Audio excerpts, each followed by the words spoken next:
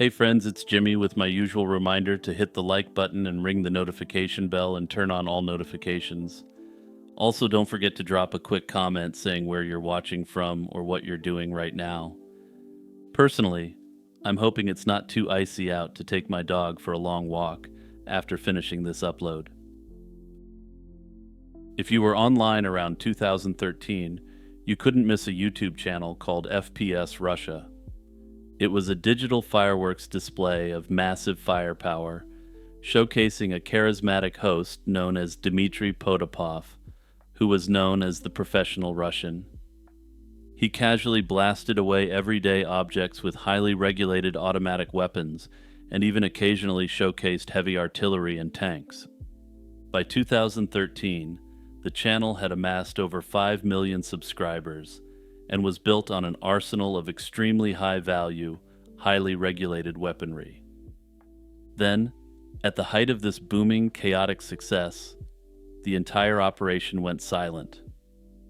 Not because of a technical glitch or a regulatory issue, but because the man who supplied and managed the entire arsenal was found dead in an office, shot in the head with a single bullet. The face of the channel belonged to Kyle Myers, who played the Potapov character, but the engine that fueled the multi-million-dollar enterprise was Keith Ratliff. Ratliff was a 32-year-old father of 3 residing in Carnesville, Georgia.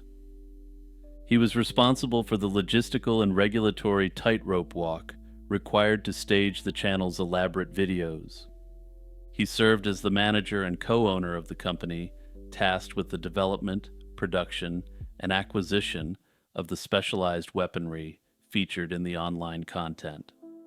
Through Ratliff, the channel was able to legally obtain rare and highly restricted automatic weaponry to showcase on the channel. His expertise lay in navigating the complex legal framework surrounding these weapons, making him an indispensable figure in the operation. His was a dual responsibility, managing a high-risk inventory while simultaneously running a production business. This reality forced him to live and work at his business location on Hayes Road in Carnesville due to the regulatory framework around the weapons. This would in turn be the location where the tragedy would unfold. Keith Ratliff's life ended abruptly on January 3, 2013. He was found deceased at his business by an employee during the early evening hours of that day. The body was discovered in an office area. Initial reports confirmed the brutal finality of the act. Ratliff died from a single gunshot wound to the head. The cops characterized the event as an execution-style targeted killing, potentially carried out by a professional, for reasons I'll explain in a moment. The severity and complexity of the crime scene immediately drew massive law enforcement resources. The Franklin County Sheriff's Office, having been notified of the discovery, quickly requested assistance from the Athens Regional Office of the Georgia Bureau of Investigation. The GBI brought in crime scene specialists and investigative support, quickly escalating the investigation to include numerous state and federal partners. Investigators from all levels of government spent more than 24 hours meticulously processing the scene for evidence. The physical evidence gathered at the scene provided crucial details about the killer's identity and intent. Investigators observed that there were no signs of forced entry at Ratliff's business. Furthermore, Ratliff's lack of struggle suggested he died while he was working, having been taken by surprise, or having willingly allowed the perpetrator into his presence. These facts led the GBI to a central conclusion. Ratliff was likely eliminated by an individual or individuals he knew and trusted. He may not have been aware of who the individual was directly, though Ratliff may have thought he was an associate of someone he could trust or had dealings with previously. The perpetrator exhibited a calculating level of selectivity at the scene. While numerous high-value firearms were present at the location, only some firearms, along with the surveillance equipment, had been taken. The deliberate removal of the video surveillance system strongly indicates premeditation, confirming the attacker knew the building's layout and security protocols. The search for a definitive motive quickly proved to be the greatest hurdle for the investigative team. Ratliff had some minor problems in his personal life, though there was nothing to suggest he had any serious problems or conflicts. Though robbery was considered a possible primary motive, especially given the high-value restricted weapons on site, this has never been confirmed. Some have theorized that he was involved in an arms deal gone wrong, and that the person or people on the other end responded by eliminating Ratliff. Investigators have withheld substantial details in the case, including virtually all specifics around the night in question, other than the actual elements of the crime I've already discussed. This tactic is often employed in high-profile cases to filter out misleading information or evidence. Ratliff's slaying caused an immediate and cascading failure throughout the FPS Russia enterprise. Production of the highly popular YouTube channel was put on an immediate hiatus. Crucially, with Ratliff, the expert logistics manager and regulatory handler, removed from the equation, the vast inventory of weapons suddenly lost its competent oversight. The ongoing multi-agency investigation destabilized the business, eventually leading state and federal authorities to pivot their attention toward Ratliff's partner, Kyle Myers. And to be clear, all evidence indicates that these investigations against him were solely for regulatory offenses and nothing related to this crime. Myers' residence became the subject of subsequent GBI and ATF investigations in the years following the tragedy, beginning in 2013 and again in 2017. The regulatory net tightened, and during the 2017 investigation, Myers was arrested on several charges, including for having a relatively small amount of drugs. He ended up pleading guilty to these substance offenses and was hit with 2 years of probation and approximately 2 months in the federal pen.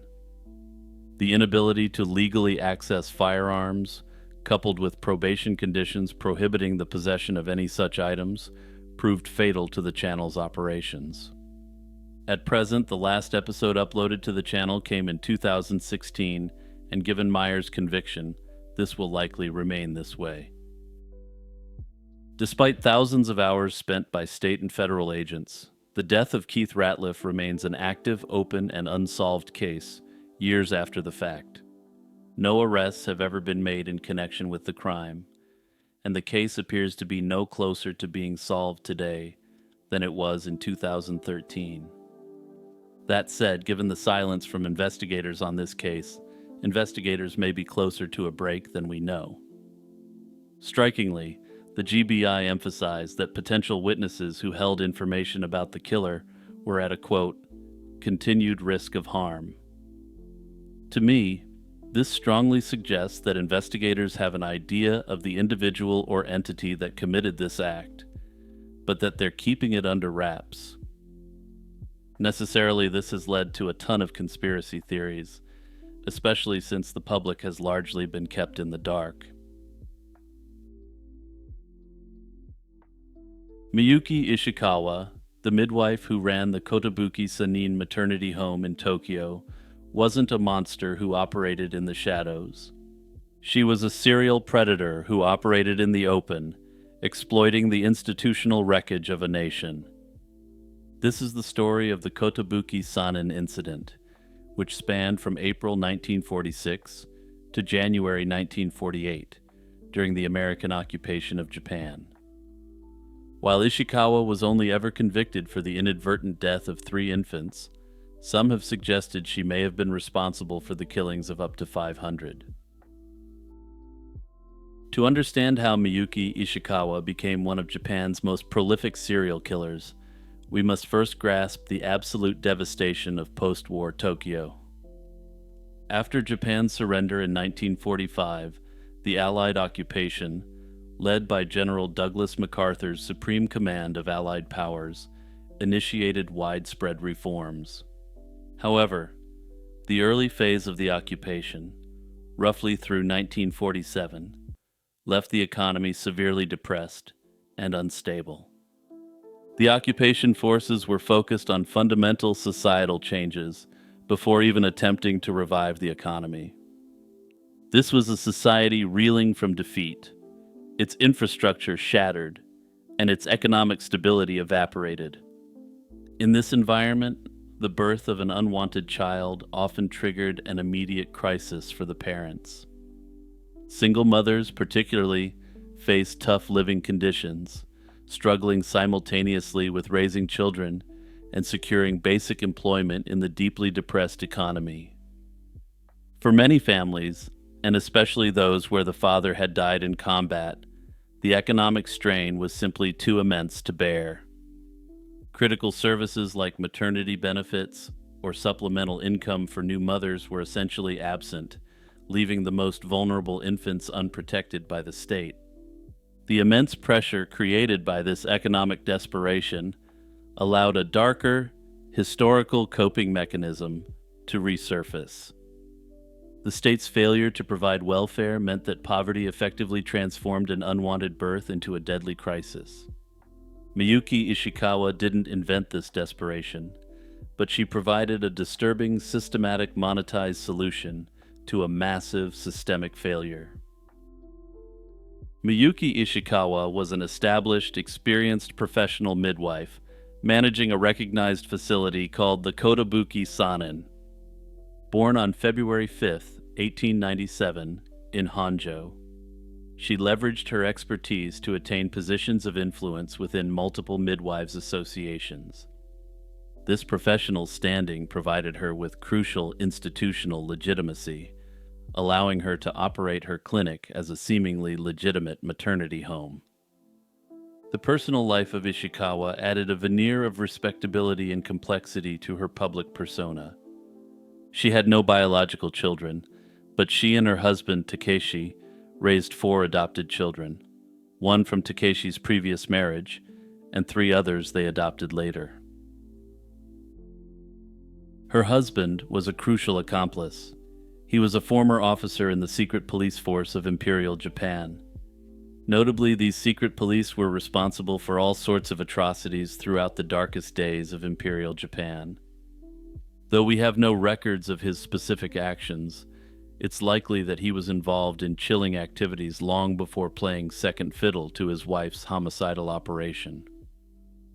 After the occupation, the American forces dismantled this police force, leaving Takeshi unemployed and free to quote-unquote help out his wife. Takeshi's background likely provided them with an understanding of police procedures and an ability to conceal their activities. The methodology employed by Miyuki Ishikawa was as cold and calculating as it was scalable. The Kotobuki Sanin essentially served as a clearinghouse for newborns whose desperate parents couldn't or wouldn't raise them. Ishikawa, capitalizing on the extreme poverty and social distress of the quote-unquote parents, established a deadly transaction. She and her husband solicited substantial fees from the parents, money that effectively bought their silence and ensured the baby's subsequent fate. Unlike the traditional method of simply leaving a baby out to perish from exposure, leaving them with Ishikawa ensured that the parents bore no legal responsibility for what happened. And I have to mention here that these parents were supposedly so destitute that they couldn't take care of their babies, yet could come up with substantial sums to eliminate them. Ishikawa argued to the mothers that since the children were unwanted, neglecting them was the most merciful and practical option, preventing them from enduring a life of destitution. The fee paid was the cost of this macabre service, payment for the subsequent omission of care. This means the deaths weren't attributed to an active, violent act, but something that was perhaps even more sinister. She engaged in the deliberate and systematic failure to provide the necessary care, such as food, warmth, and medical attention to these babies. Ishikawa provided the lethal mechanism, but the parents provided the initial consent and the continuous stream of victims in exchange for cash. This economic exchange ensured the systematic nature of the crime and its longevity, turning the lack of welfare into a personal profit engine. Disturbingly, further investigation revealed that by the end of 1948, the practices at Kotobuki Sanin were not unique. At least 11 other maternity homes across Tokyo had been found committing similar crimes. However, unlike the others, Ishikawa was the only one who had figured out a way to monetize this act of evil. While other maternity homes claimed that they simply didn't have the resources to provide for the influx of infants, Ishikawa wanted to get rich doing it. The cops were able to eventually pin 84 bodies to the Ishikawa operation. Notably, later historians investigating the case believe that 84 is a significant understatement of the true tally of the victims. It's believed that due to poor record keeping, many of the victims simply went completely unrecorded. When Miyuki Ishikawa was finally apprehended on January 15, 1948, and the scope of her crimes began to emerge, many expected severe punishment. The public demanded that this woman and her husband, who was supposed to care for infants, meet the same fate as the babies they had in their quote-unquote care. Initially, in October 1948, the Tokyo District Court found both Ishikawa and her husband Takeshi guilty of 5 charges, sentencing Miyuki to 8 years and Takeshi to 4 years. This was considered a travesty, but then things would go from bad to worse. The final outcome of the case was deeply controversial and sparked intense public outrage, particularly given the suspected number of victims. Following appeals by both the defense and the prosecution, the Tokyo High Court drastically reduced the sentences in April 1952. Miyuki Ishikawa's final punishment, confirmed by the Supreme Court in September 1953, was a mere 4 years in prison, with Takeshi receiving only 2 years. According to the court's rationale, the Japanese state, to the extent it even existed during this period, was partly culpable for not providing any form of social welfare. Further, the court found that the parents of the infants were also culpable. While I think both of these factors are definitely true, this still, of course, doesn't change the fact that these two monsters were profiting off the sick acts they committed.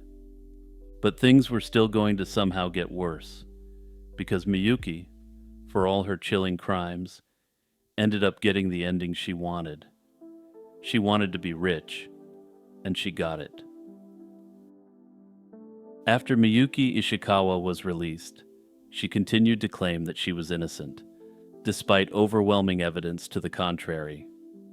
In perhaps the most disturbing twist, she ended up becoming a real estate agent and developer and accumulated a vast fortune, living until 1987. She even gave interviews where she appears to have bragged about the extent of her wealth, talking about how she was able to even build herself a fancy crypt. As for her husband Takeshi, he died sometime between his release in the 1950s and before 1969. Hey everyone, Jimmy here with a quick reminder to check out the Patreon or the YouTube membership. Also, one of the biggest ways you can help my channel out is hitting that share button and sending this video to your friends and family. Chris Fowler had walked over 2,200 miles, crossing desert scrub and high Sierra passes. He had transformed himself from a seasoned outdoorsman into a hardened Pacific Crest Trail hiker, known affectionately as Sherpa.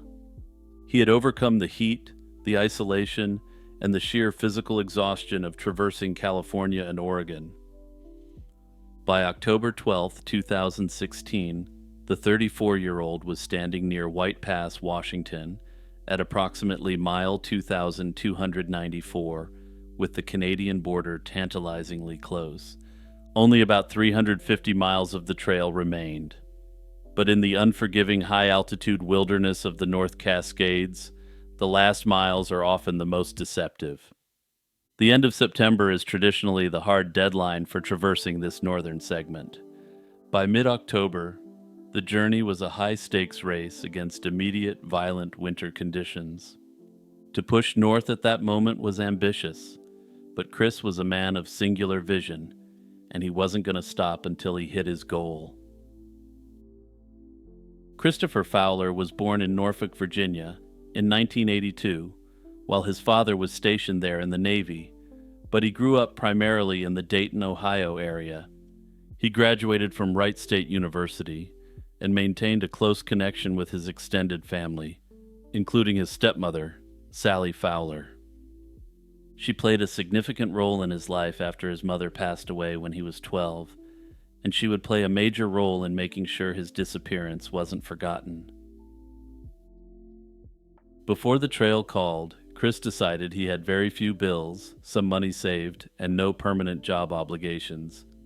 Some have speculated that he believed that this may be his last chance to go on a truly epic journey, explaining why he was so focused on completing the task at hand. This made 2016 the opportune moment to pursue a monumental adventure, and he had initially planned on going with his friend. When this didn't work out, he began his northbound journey from the Mexican border in May 2016. He embraced the trail environment and earned the trail name Sherpa, suggesting he was seen by his peers as a strong, reliable hiker capable of handling the demands of the trek. Having successfully completed the vast majority of the 2,650-mile trail, Chris demonstrated not only physical aptitude, but also the necessary mental resilience for this trail. Chris Fowler's known movements ceased on October 12, 2016. He was completing his final push north through Washington. That day, he was dropped off near the White Pass trailhead, situated on U.S. Highway 12. His presence in this specific area, near mile 2,294, was confirmed by the fact that his cell phone registered a final ping around 5 p.m. that evening. The timing was acutely dangerous. The forecast for the subsequent days was grim, predicting severe weather, including snow and rain. The onset of severe cold, heavy precipitation, and gusting winds presents the ideal conditions for an environmental accident, particularly hypothermia. Severe hypothermia impairs judgment and motor skills quickly, often preventing the victim from utilizing basic survival tools.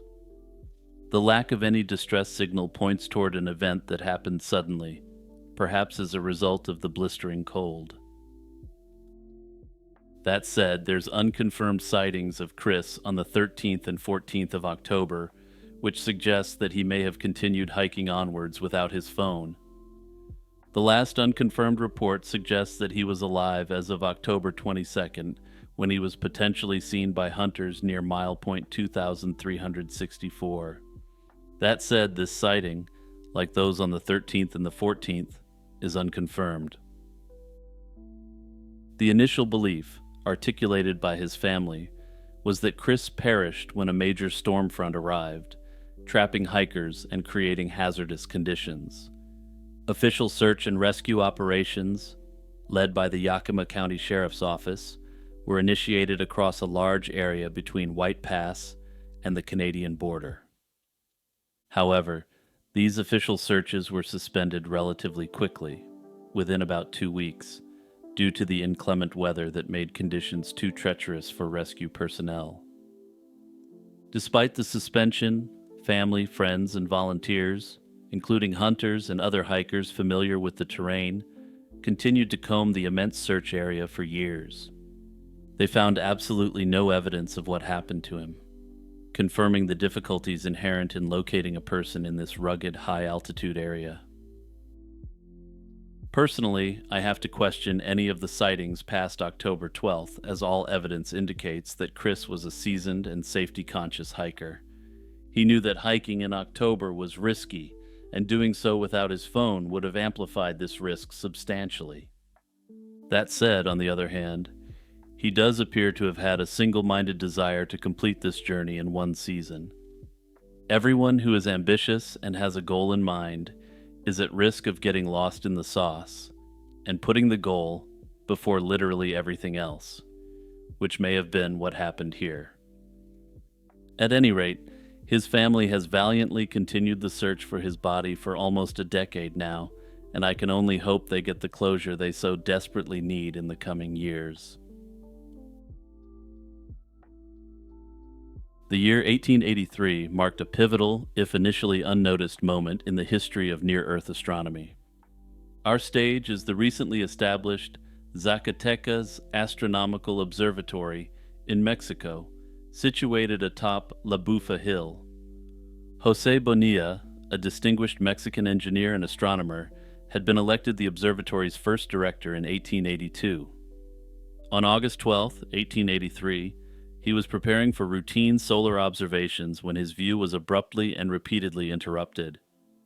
Dark, elongated objects were streaking across the brilliant face of the sun, partially blocking its light. He immediately abandoned his planned work to dedicate his energy to documenting this stunning intrusion. This event, treated as a simple misclassification at the time, would likely turn out to be photographic evidence of how close our species came to being wiped out. Over the next 2 days, August 12th and 13th, he documented an astonishing total of 447 distinct dark silhouettes transiting the solar disk. It was an unrelenting, high-speed celestial flyover that suggested a phenomenon of massive yet unknown dimensions. The sheer volume and rapid movement of the objects demanded immediate attention. José Bonilla recognized the event's extraordinary nature and understood that capturing physical evidence was paramount. He performed a diligent, exhaustive observation over approximately 3.5 hours across the 2 days.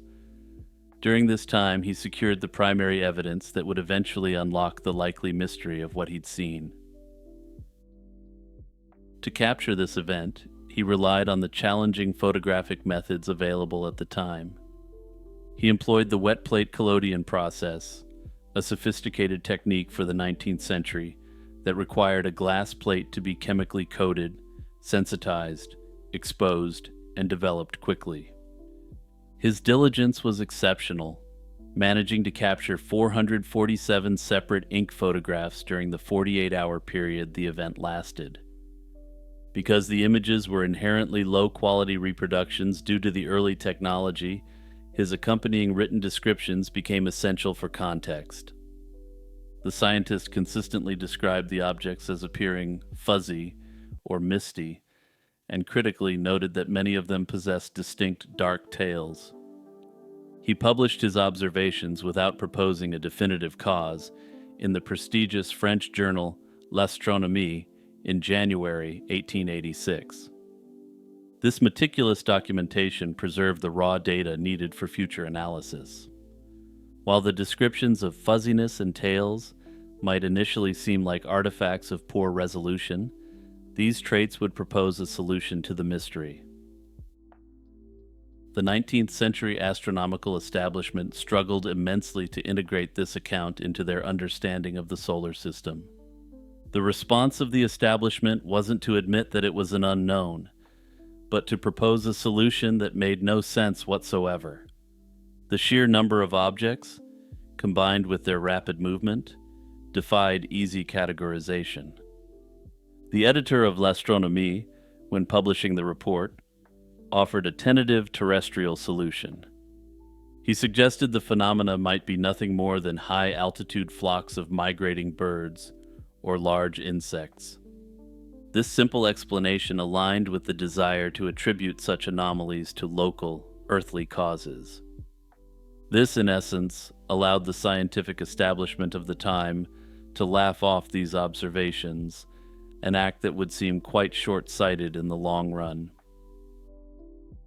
However, physical constraints quickly rendered the biological hypothesis impossible.